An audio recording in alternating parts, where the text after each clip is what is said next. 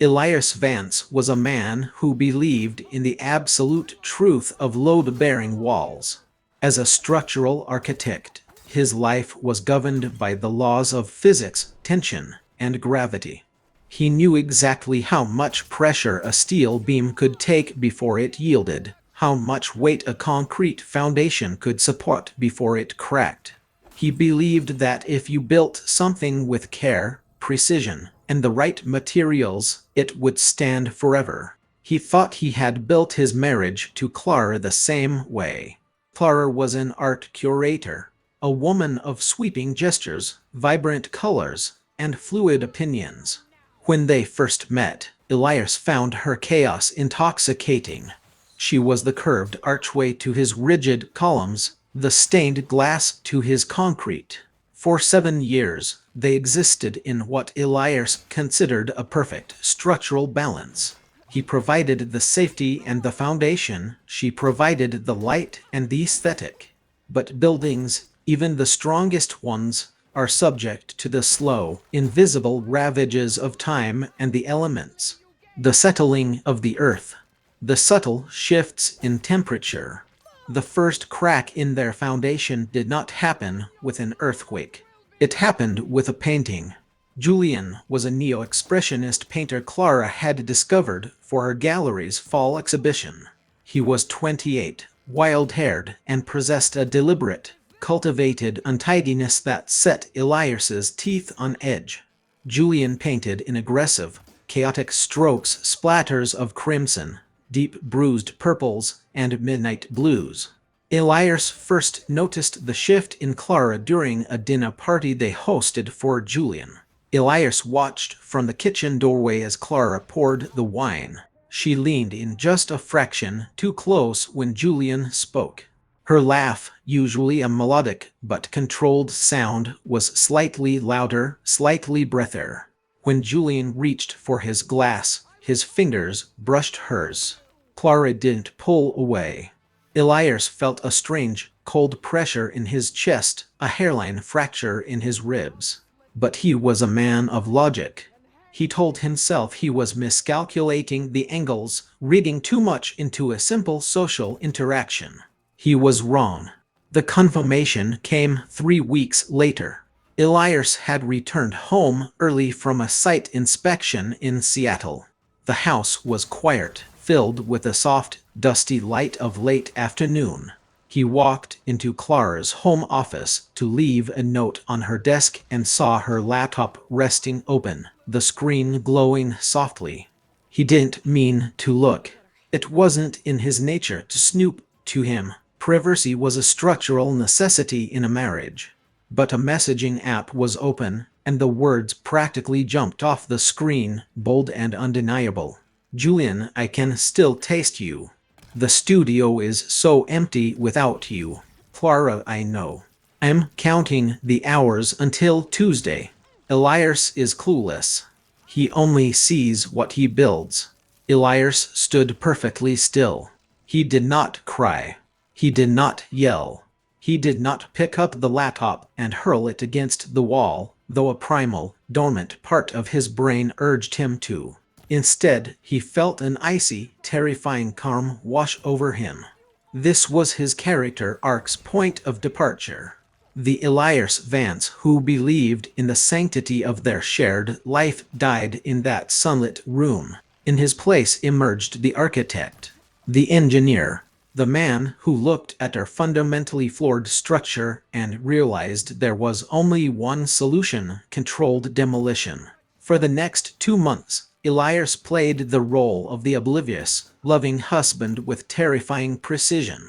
He asked about her day. He kissed her forehead in the mornings.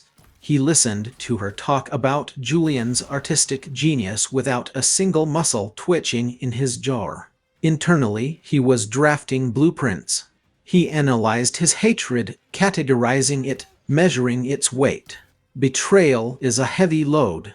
It stresses the mind and corrupts the soul. Elias realized he could not simply divorce Clara. A divorce was a negotiation, a splitting of assets, a public admission of failure.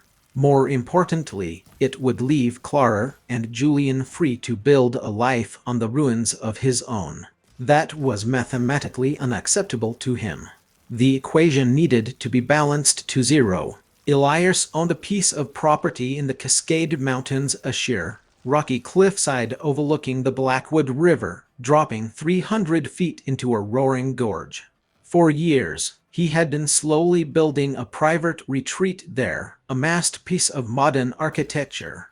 The cabin's defining feature was a massive, cantilevered observation deck made of steel and tempered glass, jutting out over the abyss. It was designed to make you feel as though you were floating in midair. He expedited the construction. He spent his weekends there, ostensibly finishing the interior woodwork.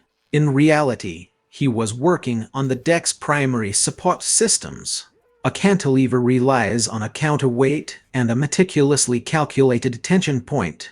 The deck was anchored to the bedrock with 8 high-tensile steel bolts, each capable of holding several tons. Elias, working alone in the freezing mountain air, removed the 4 primary bolts on the left side, the side that extended furthest over the drop. He replaced them with visually identical, but structurally compromised, aluminum replicas he had custom machined in a private shop. He then calculated the shear stress limits. The aluminum bolts would hold the weight of the deck itself. They would even hold the weight of one person walking on it, but they would not hold the combined, concentrated kinetic weight of 2 adult human beings standing at the farthest edge. It was a beautiful, terrible piece of engineering. It was a trap built on physics and predictability. When the cabin was finally finished, Elias suggested they spend a long weekend there to celebrate. Clara hesitated, her eyes darting away. She murmured something about the gallery being busy. Julian's exhibition opens next week, doesn't it? Elias asked smoothly, pouring her coffee. Why don't we invite him up for Saturday night? A sort of pre-celebration. The views are incredible. It might inspire him. Clara's eyes widened, a flash of surprise quickly masked by a neutral smile. The temptation was too much for her. The thrill of having her lover in her husband's sanctuary. That actually sounds lovely, Elias. How thoughtful of you. They arrived at the cabin on a Friday. The air was crisp, smelling of pine and impending snow. On Saturday evening, Julian arrived in his battered Jeep. He was overly loud, his boots tracking mud onto the pristine hardwood floors. Elias played the gracious host, serving expensive scotch and making polite conversation about the viscosity of oil paints. As the sun began to set, painting the sky in the bruised purples and crimsons that Julian favored, Elias suggested they step out onto the observation deck. The view from the edge is unparalleled, Elias said, opening the heavy glass door. The wind howled through the gorge, a low, hungry sound. Clara and Julian stepped out cautiously. The floor beneath them was thick, transparent glass. Below, nothing but 300 feet of empty air and jagged rocks. Julian laughed, a nervous, exhilarated sound. "This is insane, Vance," Julian said, walking toward the railing. "It feels like stepping off the edge of the world." "That's the illusion," Elias said. He remained near the doorway, firmly standing on the solid bedrock foundation of the cabin. "It's all about how much trust you put into the materials." Clara walked up beside Julian. The cold wind whipped her hair around her face. She looked beautiful. She looked completely alien to Elias. "Come out here, Elias," Clara called back, turning her head. "You have to see the river from this angle." "I've seen it," Elias replied, his voice flat, devoid of the warmth he usually feigned.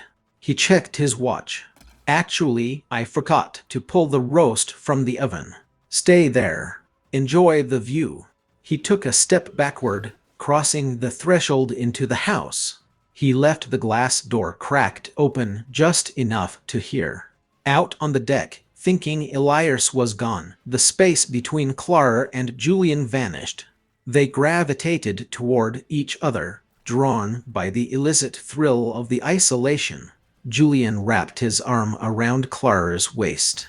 She leaned her head against his shoulder. They moved to the very furthest corner of the deck, leaning against the glass railing to look straight down into the gorge. Two bodies, approximately 310 pounds of combined shifting weight, pressing down on the furthest leverage point of the cantilever. Inside, Elias stood perfectly still, his eyes closed, listening.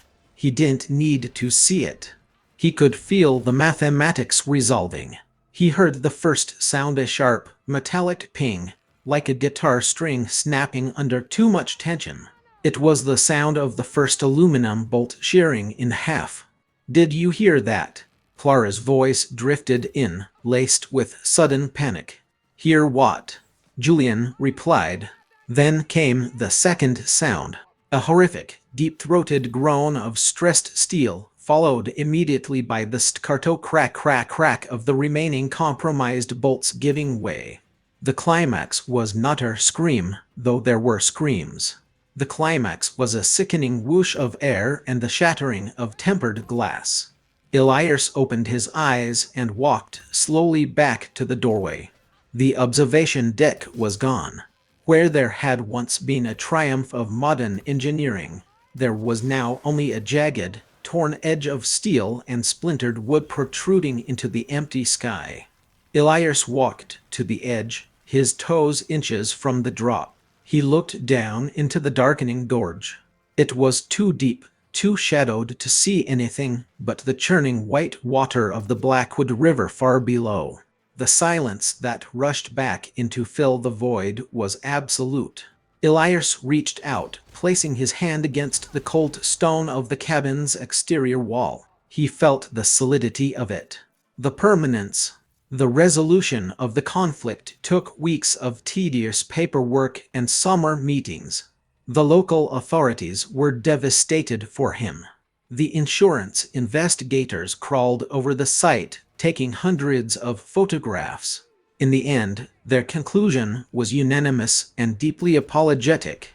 It was a tragic, unforeseen structural failure, a microscopic flaw in the steel bolts provided by the manufacturer, a freak accident brought on by sudden metal fatigue. Elias Vance, the grieving widower and brilliant architect, was completely cleared of any negligence. He even filed a lawsuit against the bolt manufacturer, which he later quietly dropped, maintaining the illusion of a man too heartbroken to fight in part. A year later, Elias sat alone in his Seattle home. The house was immaculate. Every book was perfectly aligned on the shelves. Every surface was clear of dust. He poured himself a glass of water and set it on the table, watching the way the overhead light refracted through the liquid. He had rebuilt his life, designing a new, solitary existence with the same cold precision he applied to his buildings. He had won. The structural anomaly had been removed. The equation was balanced. Yet, as he sat in the perfect, undisturbed quiet of his house, Elias realized the ultimate truth of his profession. He had successfully demolished the infected structure, but the foundation remained. And as he stared out into the rain-slicked streets, he knew that no matter how perfectly he designed his life from this moment forward, he would always be building on a graveyard. The house was structurally sound, but it was incredibly, endlessly cold.